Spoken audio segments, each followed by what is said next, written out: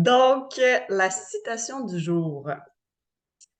Aimons la goutte qui fait déborder le vase.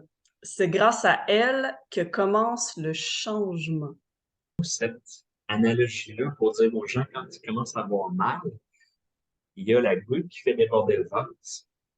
Mais le vase, il s'est rempli de quoi et on fait quoi pour le vider pour que s'il y a une goutte qui retombe dans le vase, que la personne ne passe pas la barrière des symptômes. Donc, on peut le Tout voir à au fait. niveau symptomatique, au niveau physique, mais au niveau émotionnel aussi. Les inconforts physiques, émotionnels, psychologiques qu'on peut accumuler.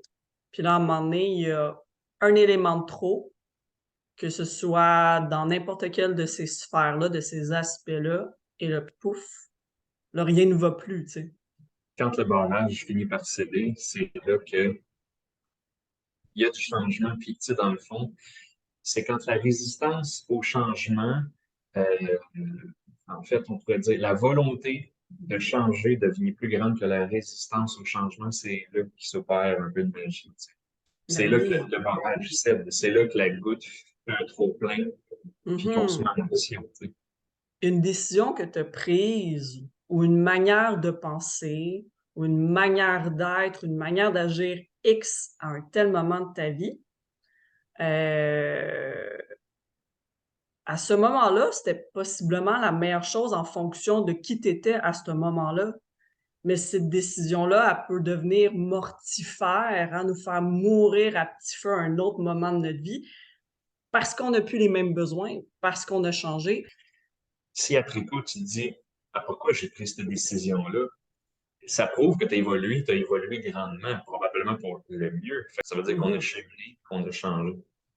Puis de se dire aussi, hey, j'ai le droit de changer d'idée.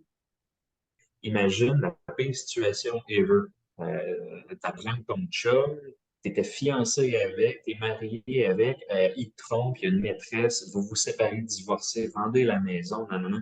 Tu te dis, c'est la fin du monde. Jamais je vais survivre ça, jamais je vais surmonter cette épreuve-là. Et plus le temps passe, plus tu te dis, ah, ben tu sais quoi, c'était peut-être la meilleure situation, la meilleure décision, le meilleur événement qui pourrait m'arriver parce que je ne le savais pas. Mais à cette heure, je suis bien plus heureux, tu sais. Mais pour découvrir des nouvelles forces en nous, des forces intérieures qu'on savait même pas que nous-mêmes on avait, des nouvelles compétences, des nouvelles capacités. Mais justement, comme tu dis par rapport à l'événement que tu mentionnais, euh, il fallait que ça t'arrive puis que tu penses que c'est la pire situation ever pour justement réaliser, mais dans le fond, ça me convenait pas tant que ça non plus, ça non plus. Puis dans le fond, à travers tout ça, j'ai réalisé que depuis tant d'années, je m'écoute pas. Depuis tant d'années, j'ai plein de mécanismes de résistance qui font que j'ai pas nommé peut-être mes besoins au bon moment.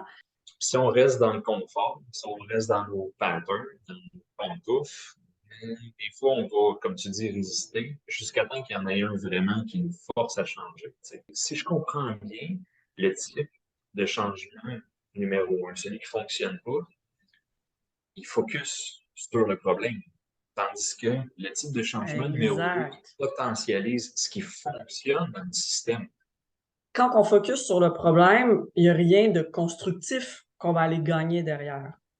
Tout à Donc, il fait. faut tout le temps établir un plan sur ce qui est modifiable. Puis, ben, ce cycle-là, il est important parce que justement, si vous avez mis un plan avec des actions modifiables, que vous mettez en place puis que vous voyez que ça ne modifie pas, ben, ce cycle-là d'inconfort avec l'émotion initiale, la sensation initiale dans votre corps, ben, elle va revenir. Même au niveau physique, quand je reçois un client, tu sais, je leur demande, OK, t'as mal dans le bas de dos, ça fait combien de temps? Ça doit faire 10 ans que j'ai mal. OK, là, t'es tanné, hein? Ah oui, c'est pour ça que je viens de voir.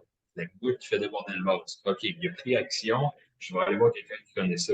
Puis moi, la plus belle question, je leur demande, t'es-tu blessé dans le bas du dos? Non, je me suis jamais blessé. OK.